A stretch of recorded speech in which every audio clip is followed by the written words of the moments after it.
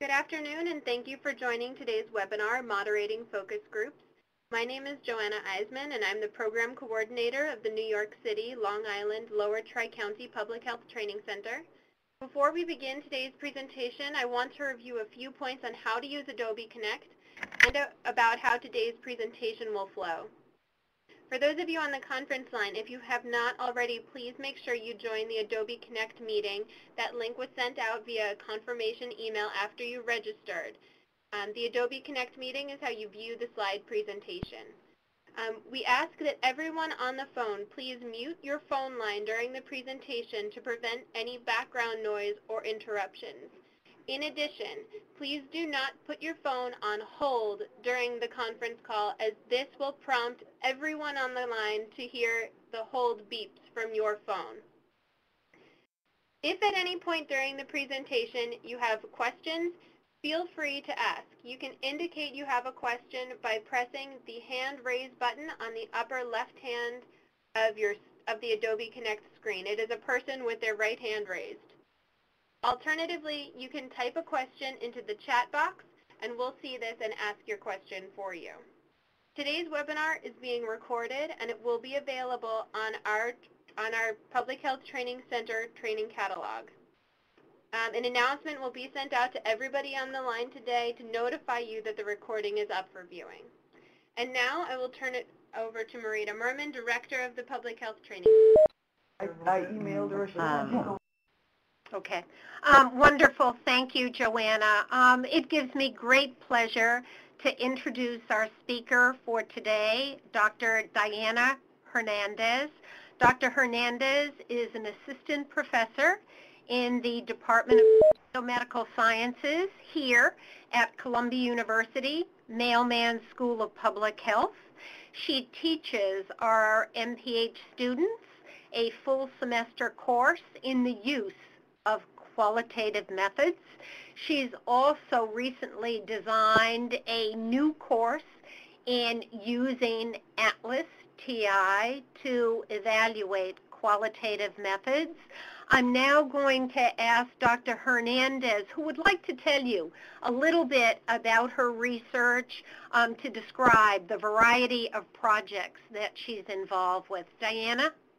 Hello, thank you so much, Marita and Joanna. It's a real pleasure for me to have worked on this particular project and also to tell you a little bit about what I've been up to in terms of research. I am a sociologist by training and focused largely on various methods and qualitative research from ethnographic observations to in-depth interviews and focus groups as means of acquiring information that is otherwise difficult to capture in other methods, including quantitative methods and survey research. Essentially, I've worked on a variety of projects, including some related to housing and health, others related to HIV, and the ones that I'll be describing, I will be in this particular webinar referencing a few projects that I've worked on in the recent past that have drawn on focus groups as the main research method. I'll begin with our learning objective. So today, this particular webinar is related to a video that is available on website that goes over many of the same things that we'll be discussing today, but in a video kind of format. So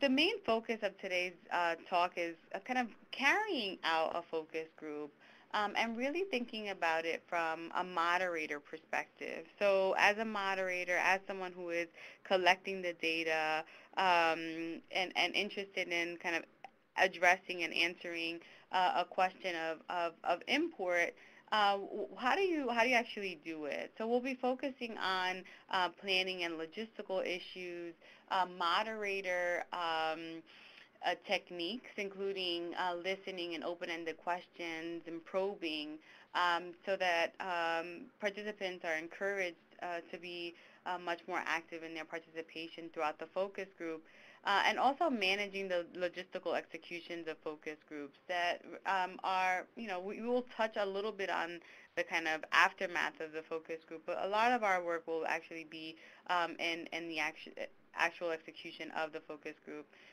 considering conversation flow, full group participation, and managing time. So what is a focus group? Essentially, it's a type of qualitative research technique that's used to gain information at the level of a group. So there are times when you can do, say, ethnographic observations or participant observations, and look specifically at issues from a distance, or as a researcher, kind of being involved in the group dynamics, but not necessarily. But it's a kind of more passive way of collecting data. Or there are some questions that are more appropriate if you ask kind of in-depth, one-on-one. Conduct interviews that way. With focus groups, it's really about trying to understand a specific issue from a group perspective, and really collecting information from a group of individuals that have common interests or characteristics in common. I've already described this idea of kind of a one-on-one interview versus participant observations and the group interviews. Typically, you'll get in a focus group several people that have something alike or in common, such as their age, where they live, something like their role in an institution. So right now we have a group-based project that is about Hurricane Sandy resilience. So in the aftermath of Hurricane Sandy, how is it that the overarching research question is, like, what were some of the issues from the residents' perspective of public housing units that helps us to understand how they dealt with and lived through Hurricane Sandy and how they've been managing in the time since then. And part of the reason why it's appropriate to have a focus group in that particular project is because the residents' perspective, we felt, might be interesting if we collected it on a one-on-one basis, but more importantly, we wanted to also see whether or not there were enough similarities in the experiences, or how understanding this from a resident perspective would allow us to have a more global picture of what's going on. Another consideration that we'll talk about a little bit later is that focus groups are a more efficient way of collecting information, especially when it's a time-sensitive issue. So we'll talk a little bit about that in the future. So the Sandy Resilience Project is based on focus groups with residents. We've also incorporated with public housing authority kind of staff and other people that were on the ground, maintenance folks, and we'll do smaller focus groups with those different actors to get their perspectives as well. I've worked on another project on Latino gay men at the national level. I'm trying to understand the perspective of Latino gay men themselves, of community-based organizations and service providers for this particular target population, and also for public health, individuals working in departments of health, much like you all on this call. And so we had kind of these three different groups that we were interested in understanding, what were some of the HIV risk factors or care and treatment factors at the national level. And there are particularly interesting aspects of that study, including how we were able to recruit participants, and we used our contacts at departments of health to identify community-based organizations that they knew of in their local area, and also they in turn, the community-based organizations in turn, linked us up with members of the target population. So that's one kind of example of a recruitment strategy. The two projects that I just described were self-standing as focus group projects. And so this question of whether or not it's a primary or secondary data collection method, in this case it was the sole data collection method, but there are times when it's very useful as a complementary research method, and it can be combined with either in-depth interviews or surveys or some other form of data collection. And in that case, it helps in the various phases of research. So it can be exploratory. The focus groups can come in early and then help determine what might be some of the issues to look into more depth with in a survey or in an in-depth interview protocol. It can also confirm results, and in that way triangulate results so that you have multiple methods around the same questions, and you can see whether or not they actually corroborate. So in terms of the strengths, there are kind of strengths and weaknesses to every data collection method. In terms of the strengths, it can produce a very concentrated amount of data on a given topic of interest. And that's important because you get a bunch of people who have kind of something in common as far as either their role or something about their demographic composition or something of that nature, where you get 6 to 10 individuals in that capacity describing an issue all at once. And so it's a very concentrated form. It's easy to get bigger numbers in that way. In that way, it's also a more efficient form of data collection. So instead of doing 1 hour in-depth interviews with 10 people, you can do a 1.5-hour focus group and get to the kind of core issues, but in a fraction of the time. The other thing is about capitalizing on the group dynamics and the interactions with the various group members as they build on one another's kind of ideas and perspectives and experiences, opinions of a sort. And the moderator plays an important role in that sense in really encouraging the participants to move forward and interact with one another and interact with the material. And that's one thing that you wouldn't necessarily get in closed-ended questions, say in a survey or in kind of an in-depth interview, because the dynamics are simply with the interviewer and the interviewee. In this case, it's a moderator, and they are kind of responding to the questions generated by the moderator, as well as with some of the issues that come up with their co-participants. So one of the ways to think about a weakness is that,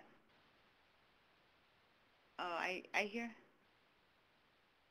sorry, I get some, I'm getting some chatting. So one of the ways to think about the weaknesses is that it is kind of researcher directed, so that the moderator plays a very, very big role, which is part of the reason why this training session is devoted to the moderator perspective, just because they are so important.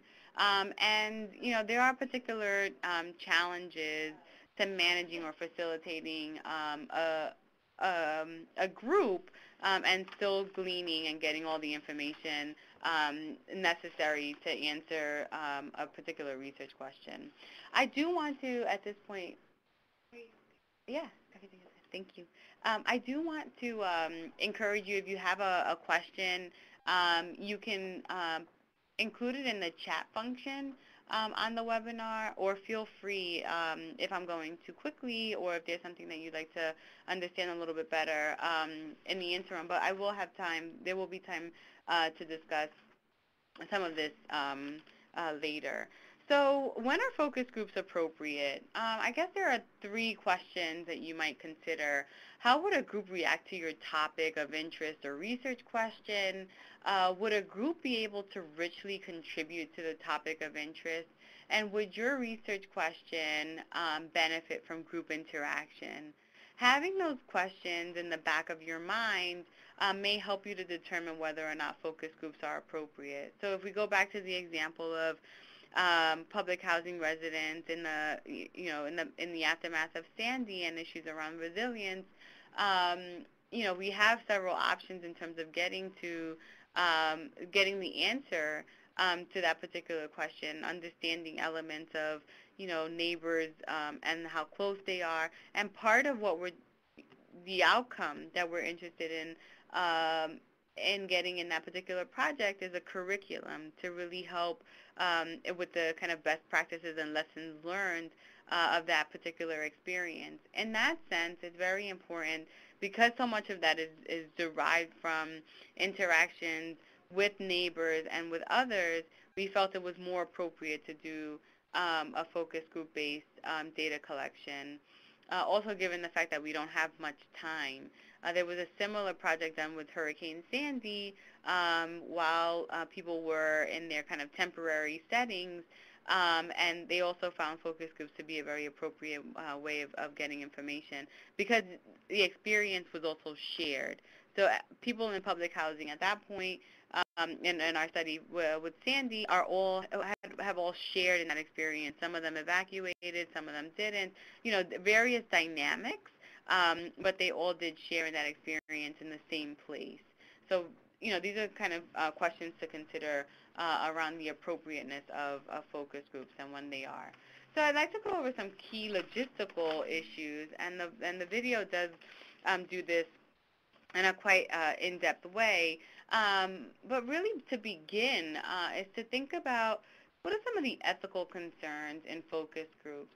There's always the risk of groupthink. There's always the risk of, having some sensitive topics discussed in a public format and encouraging confidentiality, assuring confidentiality as a moderator and in the research process, and also establishing trust in the group, making sure that people feel comfortable with one another. We'll talk about opening exercises and how that helps to facilitate the trust within the participants in the group. And then there's also, depending on the where the focus groups are coming from, the informed consent process and IRB or human subjects approval. Various health departments have their own internal human subjects protocols, and so making sure that all of those issues are addressed. I think the other thing that I'd really like to stress is truly valuing participants' time and input. Given that this focus groups often take a lot of kind of time to put together. When participants are there as a moderator, it's extremely important to, in various ways, and using verbal and nonverbal cues to demonstrate that you really do appreciate people's input. And even if it varies from what other folks in the room are saying, or even from your own perspectives on the issue, it's truly validating their opinions and what they have to say in the group. So in terms of planning a focus group, so now that the ethics and the ethical issues are kind of were put up in front, the other issues are more about kind of planning a focus group, considering who's involved, the group composition of the participants, recruitment issues, location, whether or not to record and how, and then other kind of administration and paperwork related issues. So who's in the room? Obviously, because this training is particularly geared toward moderators, the moderator is in the room. The moderator is asking questions, oftentimes asking questions from an interview protocol or a script of questions that were kind of pre-planned in accordance to the various topic areas that the moderator would like to, or the researchers would like to address. There could be another moderator in the room. That's not absolutely necessary, but it's often very helpful for the moderators to play kind of various roles and pay attention and to body language sometimes. Things. Um, there are also the participants, obviously, are likely the most important people in the room, and then there's a note taker that's kind of optional. The note taker, can actually pay attention to and document any of the group dynamics that are happening. Is there someone that wants to ask a question? Nathan, can you mute? Can everyone mute their phones because I'm hearing static? Yeah, we are here as well, Diana. So please, everyone, make sure your line is on mute. Thank you. Thanks. So we'll cover more about the role of the moderator very shortly after we go over more of these kind of planning and logistical issues. So the group composition, about who your participants should be, what makes them similar in terms of their characteristics, and why those 6 to 10 people should be in together as opposed to another set of individuals. Very much about what they have in common and how they might be able to contribute to a better understanding, or how having multiple people with potentially different perspectives may also help to encourage a rich and lively discussion. In terms of recruitment, I've been kind of noting this, but the rule of thumb is to have 6 to 10 participants per group. Oftentimes, less than 6 makes it difficult to have an active discussion where participants are a little bit more self-conscious about saying certain things. If, you show up to a focus group as a moderator and there are only 5 people in the group, then, you'll make it work. But ideally, you'll have more than 6 people, but less than 10, because 10 often means that the experience can be a little unwieldy. I remember having in the Latino Gay Men's Project a group in Texas, and we, our rule of thumb was always, less than 10, more than 6. We told our Department of Health contacts to, please work on the logistics. Then they overbooked the focus group, and we ended up walking into a room with more than 20 participants, and we still wanted to make sure that our time was, that we didn't go over our time very much, because we promised it would be less than 90 minutes, and it was very difficult to manage and to make sure that everybody participated equally. So that's part of the problem in having too many people in the room, is that oftentimes there are a lot of perspectives in that sense, and better to actually try and cut it down to be within that range. But we do encourage things to happen, and a group of people may actually agree to participate, and then something comes up. Sometimes it's good to have some folks on reserve, so 2 to 3 extra participants per group to accommodate any dropouts or no-shows. And make sure that you confirm your appointments with the participants. The other thing to consider is issues around the location. What would be an appropriate setting for the focus groups to be held? Is it an academic setting that might make it more appropriate, where people would feel more comfortable or less comfortable? Thinking about, we have another project with the Department of Health here in New York City, and a local community-based organization that is citywide. And we're very careful, because the health department is the funding agency. We're very careful that the service providers don't feel uncomfortable in a particular setting. So we're actually going to, as opposed to the health department, we're actually going to their main offices. And for one of the groups, and then for the other group, because they regularly meet at the health department, it's not a big deal. So we actually are holding the focus group there. So these are kind of issues to consider. Also, how the group is, how the setup, the tables and chairs are actually set up. You want to make sure that people can see one another, that they can hear one another, and that you can position yourself as a moderator in a particular way.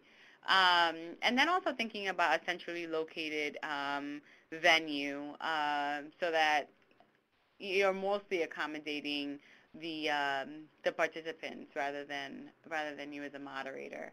So this is an example of some seating arrangements. I did mention that the tables and chair setup matter, and you'll see that in this particular setup, you have the moderator sitting kind of off in the center, and kind of off center, and the note taker kind of more centered, but everybody can see each other. So you have all of the participants able to see one another. In this setup, the moderator is at the table. It's a semicircle, and everyone is also kind of able to interact with one another. This is a smaller group, and the note taker is off to the side. In this other example, this is kind of a rectangular shaped table. People are able to see one another. The moderator is, again, off to the side, separated from the note taker. And in this case, kind of a circular setup with the note taker, again, on the side, and then the moderator. So several things to pick up on. First, that a setup like this ensures that the moderator and the note taker are kind of dominating in their positions, not only because they're more centered, but they're also together. And that may be necessary. It could be the signal that you're trying to present to your participants, but you want to be careful about the power dynamics that are created when the moderator and the note taker are together in this way. Likewise, here the moderator is kind of part of the group, has a participant off to the left and the right, and the note taker is off to the side. This, kind of suggests that the participants may be able to, participate more so with each other. And then, this is kind of a similar setup. And this breaks up the power dynamic so that the moderator and the note taker are separate, and certainly they're outnumbered by the participants. So these are kind of a few arrangements and some of the things to consider in terms of how the table and chairs and moderator placement can have some impacts on the group dynamics themselves. In terms of recording, increasingly there are reasons to record. Obviously, makes transcription easier, makes going over the coding and other things a lot. It goes by a lot faster. It's a more efficient way of doing the data collection and analysis. If you already have a note taker and feel like that would be enough in terms of getting the key, perspectives, then it may not be necessary to audio or video record, but audio and video recording are certainly a very good option. More thinking not so much about, it relieves the moderator from having to write ferociously to keep notes, but it also, there are reasons why the audio or video recording can be intrusive. So those are kind of two things to consider. No matter what, make sure to test your recording device and make sure that it's clear and complete. Ask people to speak up loudly and be as clear as possible. And make sure that the recording device is somewhere that's kind of centrally located, likely in the middle of the table. And like I said, it facilitates transcription and data analysis moving forward. So in terms of the administration and paperwork, I did mention this before, but you'll need an interview guide. So this is a set of questions, a protocol of questions that are predetermined. It could also be just some general topic areas. The construction of an interview guide really depends on the focus and how exploratory versus how targeted the line of questioning ought to be. A face sheet is information so that you can characterize the sample. So it's basically demographic information such as age, where someone may live, what their particular role in an organization is, anything that would help you basically describe the sample, who the participants were in your focus groups. You'll also be able to there see like who's in and who's out in terms of your sample. You'll also want to provide a sign-in sheet, the consent form, a pen and paper, and any incentives. The incentives are often given out toward the end of the focus group. But the pen and paper it's a small point, but sometimes because there are multiple people talking, and it's helpful for people to also jot down their own ideas, and you'd like to encourage that as a moderator, which kind of goes into this next round where we'll be talking a little bit more in depth about the moderator's role. So the first role of the moderator is to encourage active participation. So really setting the ground rules, and the ground rules, much like Joanna did earlier today, please please mute your phone, or raise your hand if you have a question. One person speaks at a time. Hold your questions till the end. Whatever it is that is important in terms of setting ground rules. And in the video, we have kind of certain standard ground rules. This is an important role of the moderator. The moderator sets the tone, and the ground rules really give people a sense of what's expected of them in the hour and a half focus group. Actively listening, making sure that you're paying attention, that you're able to take note of what people are saying and what they're not saying, but their body language is suggesting.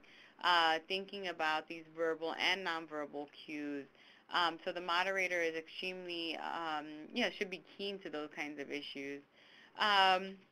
The moderator also moves the conversation along. Some of that is in concert with the interview guide, making sure that you follow through with all of the questions that are prepared in advance. So that the conversation is flowing in a particular way. But I'd like to make a distinction between high moderator involvement and low moderator involvement. High moderator involvement is when the moderator is taking on a lot of control. They're actively processing questions and probing. The conversation is highly structured. They're following a set of predetermined questions and are really set on managing the process very closely. On the contrary, low moderator involvement is really about encouraging participants to engage with one another and making sure that they're really the ones running the show. And in this sense, the conversation is less structured, but it also allows for more emergent and kind of exploratory themes to emerge in the process. We can go over the difference between high moderator and low moderator involvement in the Q&A session if you'd like. The other main role of the moderator is to be attentive to the people, place, and time. Considering that right now it's 1:34 and that this webinar is set up for an hour, it's my job as a presenter, but it's also the job of the moderator to really pay attention to how the time is flowing, and that if you've only gotten through 2 of your 9 questions in 35 minutes, you may have to redirect the question and redirect the questions and make sure that participants aren't going on tangents that they are, very much addressing the needs and the concerns of why you're there in the first place. So obviously being aware and appreciative and sensitive to participants and their comments, managing personalities, and watching the time, things to consider as a moderator. Other actors, we've already discussed these, but I just wanted to reiterate that there's a co-facilitator sometimes, that there are note takers and participants, and that, the moderator is working in conjunction, especially with the participants.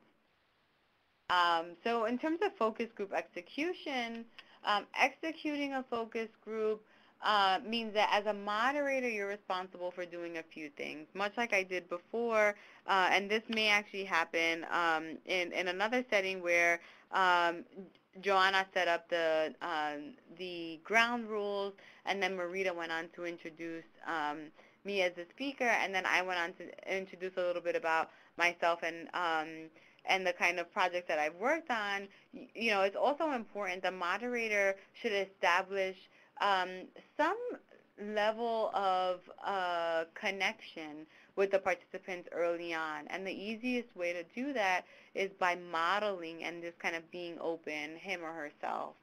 And then also kind of introducing the rest of the staff where they're able to do the same. Establishing the ground rules once again, setting the expectations.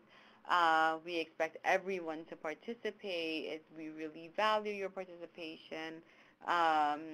And, we want you to be as open and honest as possible. These are some things that you might say to set the expectations. Providing appropriate context as to why the group was convened. We're here because we're really interested in how public housing residents dealt with Sandy, and we want to know how it was that you managed through that process. And afterward, something like this, really giving them a sense of the purpose of the project and a purpose of the research question. Obtaining verbal consent, so making sure that if there is no written informed consent, that at the time of going around and having the participants introduce themselves, that they are also verbally consenting to participate. Asking questions and bringing up the different topics, probing for clarity and deeper meaning, and then also maintaining a certain level of neutrality. So these are some focus group ground rules. One person speaks at a time. Please don't have any side conversations. All perspectives are valued and respected. One thing that I really like to do, I find it very effective, is to have icebreaker exercises. These icebreaker exercises are extremely helpful when people don't know one another. So, for example, in our health department, focus groups on the Project on Latino Gay Men, everyone knew each other, they worked with each other, they saw each other on a regular basis. The icebreaker exercise was likely kind of less important in that context. But when you have a group of strangers coming in, and even though they may have something in common that you determined as a researcher, it doesn't necessarily mean that they know one another. And so you want to do the things, you want to, an icebreaker helps to kind of warm the group up. It also helps them to have something to talk about. So, they're introducing themselves. Hi, my name is Jane, and I wrote about, X, Y, and Z and from the opening exercise. And if down the line in the focus group, you come across a point where everybody is talking except for Jane, then you can go back to Jane and say, well, tell me a little bit about, what you described in the opening exercise. So it also gives the moderator some material to pull from to encourage participation. It should be easy to follow and related to the overall topic of interest. If possible, have the participants write down their responses. In the video, the participants drew a picture, which is fun. It has people laughing, whatever. It's a little awkward at first, but then, you get to see how people are thinking and bring up different topics in that way. As a moderator, there are things that you can do to validate the participants in their in their participation and in their kind of sharing of experiences and such.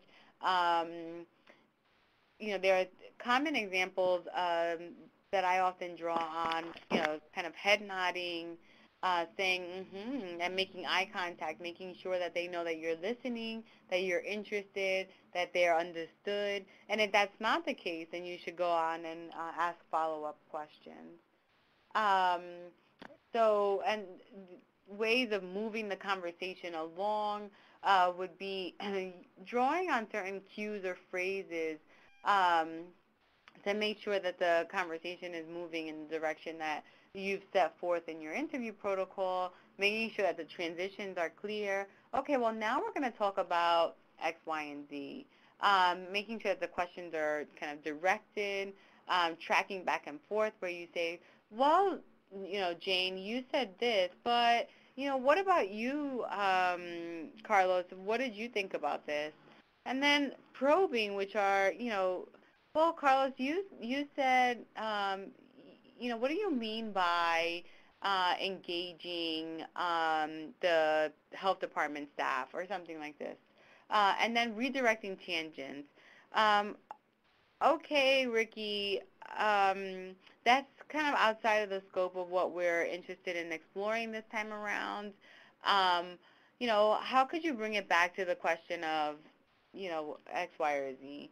So making sure that you manage the process closely through these kind of progression techniques. Other little things to consider before opening up for questions is the transcription, coding, and data analysis process and the write-up.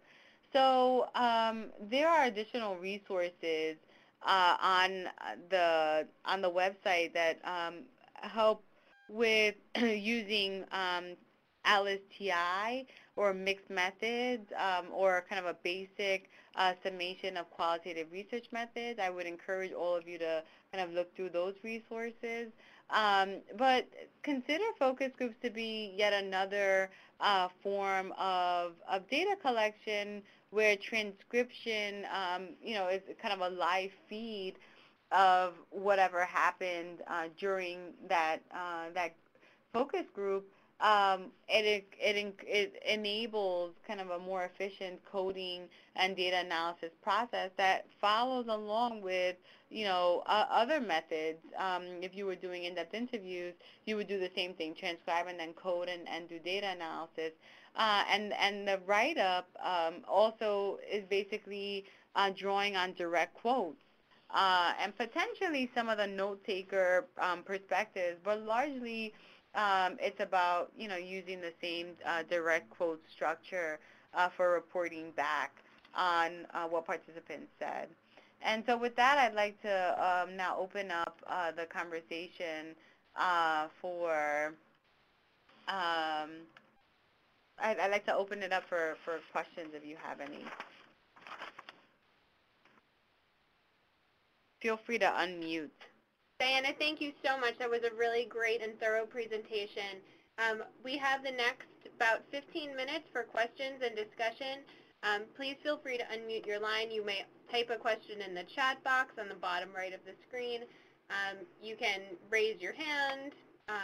Any way at this point that you'd like to get involved and have a little bit of an interactive conversation with Diana, who's clearly a very experienced focus group moderator. Now is your time to take advantage of her. Hi, it's Calpurnia from the Department of Health. How many focus groups do you recommend that one can conduct for a study? I've read 4, but I wasn't quite sure because the literature is a little mixed on the number. It is. So unlike the gold standard and that range of like 6 to 10 participants, the number of focus groups per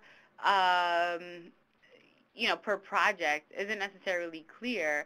But I would say anything from 4 to 8 is enough. And what you really want is to, it's kind of in keeping with other forms of data collection and qualitative research, is that you want to get to a point of saturation where if you conducted yet another focus group interview, you'd likely not learn anything further. that's where you know that you've exhausted the like the data collection, the need to collect more data is when you say, I've already heard these things in the last 3 focus groups that I've conducted. I think we're pretty much set on understanding what some of the themes are. Thank you. This is Rachel, also from the Department of Health. Could you talk a little more about what topics you would use a high moderator versus low moderator? Forget the word used. Involvement. So sorry, that's this line. Thanks, Rachel. Hi. So basically, the high moderator involvement is best used when you have a set of targeted questions and you're really ready to just get them answered. You want to make sure that the conversation is flowing in the direction that you'd like it to go, and that you have 5 questions that are a must, otherwise you won't get the information you need. As a moderator, you should be more involved. Now, if your question is not yet fully developed, if you are, interested in a topic but don't really know what are the appropriate questions, then you want to have a lower moderator involvement and let the group really help you to understand where to go with your questioning and probing. Now, and that may be for future focus groups. It may also be for another form of data collection that you would do in the future. Thank you. Diana, we actually have a question in the chat.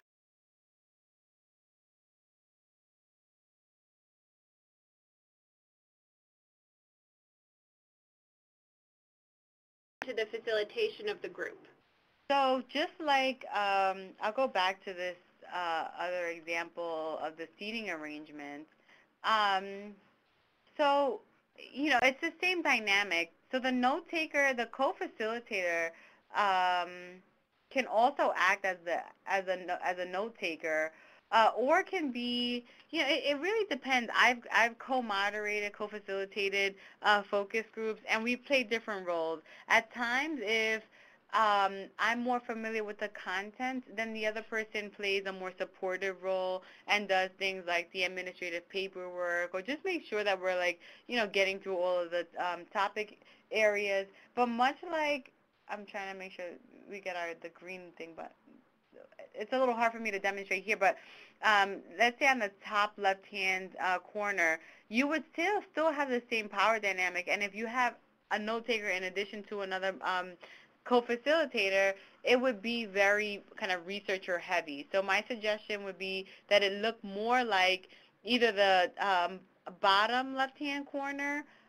or the, oh, there we go, or this one, where you have, you can sit across from one another. I'm always mindful not to have it too heavy on the researcher side, just because of what that means for the participants. They'll constantly look to you as a moderator for validation, and when somebody else says something that may not necessarily be in line with what other people are saying in the group, this is a little bit too heavy, whereas this gives them multiple points of access to the facilitators, and breaks up a little bit of the dynamic with the moderators.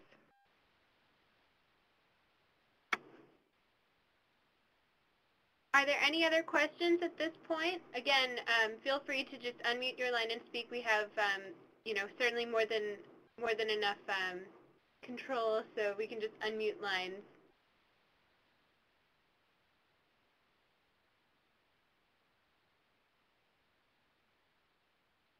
So, if there aren't any additional questions, then I certainly encourage you to check out the video.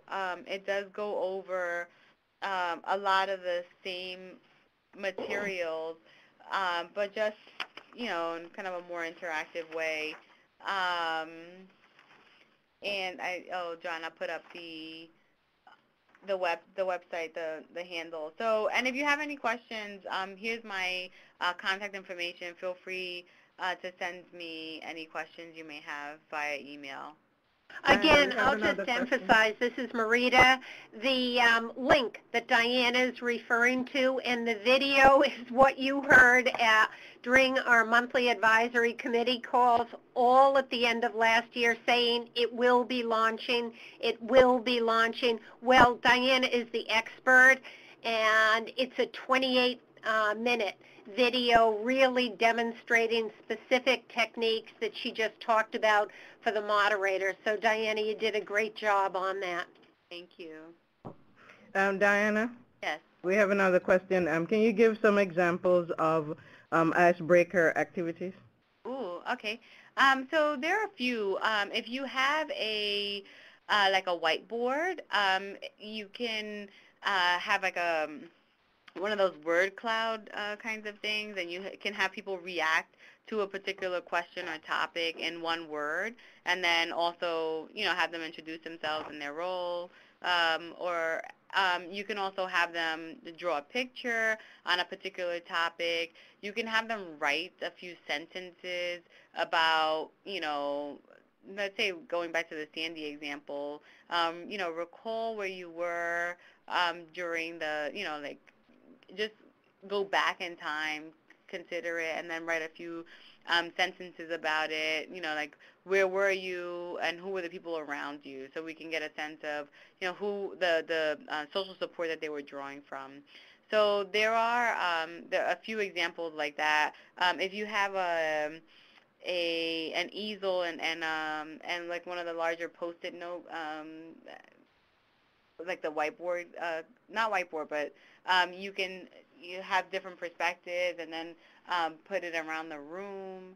I think in the video we go over some of those examples. I think the word you're referring to is flip chart. A flip chart, exactly. Sorry, I couldn't think of it. Yeah, so if you have a flip chart, you can use that and then kind of stick the notes up. What else? I think it really, like, in the past I've used construction paper and crayons. I personally like pictures because there's always a story, kind of a verbal story behind them, but it gets people to think about connections and images. But words, quick phrases also work just as well. So one time I did a focus group. This was a training focus group with my students, and I had them consider their last interactions with a clinical provider, a medical provider, and describe it in a word or two. And so people went around and, talked about how they felt in their last patient-provider interaction, and that was interesting. Diana, there's actually one more question in the chat box from Christina Dyer-Drobnik with NYC-LI-LTC. And she's asking, what are some techniques to create trust with the group when the topic is sensitive, such as topics that touch on personal health matters? So I guess there are two ways to respond to this question. The first is, going back to the set of questions, is this appropriate? If you're asking about personal health matters, is that necessarily appropriate for a group setting? If everybody is, is dealing with the same health matter, maybe it's not so sensitive, and that is enough to create a certain level of connection with the participants. So the first way of responding to that question is, if it's too sensitive, maybe it's not appropriate for a group. But I think the other thing is, those opening exercises create a lot of opportunity for people to make connections with other folks in the room, and that builds trust. The moderator, doing things like smiling and being friendly and creating an ambiance where, people feel comfortable, are also ways of instilling, of creating, a more trusting environment. So some of it is about the moderator's demeanor, And then the other part of it is about, finding opportunities for the participants to connect to one another, either through the shared experience early on. And I encourage early on because if you don't create like a trusting environment on in the focus group experience, then it creates problems potentially, later on in the focus group. So, kind of the short answer is smile a lot as a moderator, be friendly, present yourself as, say some things that, in your introduction that not only sets you up as someone who is appropriate as a moderator, but also, where you may share, kind of a personal experience. So going back to the example of, my last, patient-provider interaction, saying something personally about that may help for others to feel just as open, and then, creating those opportunities for trust. And encouraging the confidentiality, making sure that they are very aware of the fact that whatever they say should stay in the room. You're held to, the principles of human subjects and the protocols around IRB. So all of those things help to create environments of trust. Diana, I'd like to thank you very much for taking the time and making the effort to develop this presentation and give it for our partners and guests. We're very, very appreciative, so thank you very much. Thank you. I'd now like to turn the webinar back over to Joanna to tie up any administrative details. Joanna? Thank you again, Diana and Marita. I hope everybody enjoyed today's presentation. Again, this webinar was recorded and it will be available on our training catalog. I'll be sending out an email following this presentation with a brief evaluation survey. I will also send out a copy of the slides with that email. And when the recording is available, you'll be getting a notification about that as well. So if you wanted to share this information with any of your colleagues or coworkers, please feel free to pass it on and let them know that it will be available. Also, please mark your calendar for our April webinar on coalition building. It will be held on April 16th. That's a Wednesday at 1 p.m. And our speaker will be Dr. Pamela Valera, who is another faculty member here at the Mailman School of Public Health. So we thank everyone for joining us today. And again,